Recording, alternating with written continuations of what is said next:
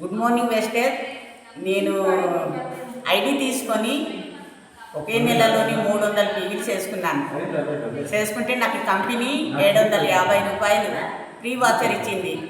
అందుకనేసి నేను నిన్న ఎన్ఈడి జంక్షన్ల దగ్గర వెస్టేజ్ షాప్కి వెళ్ళి నాకు నచ్చినటువంటి వస్తువు ఒక కుకింగ్ ఆయిల్ 2 స్వెరినాలు తీసుకున్నాను.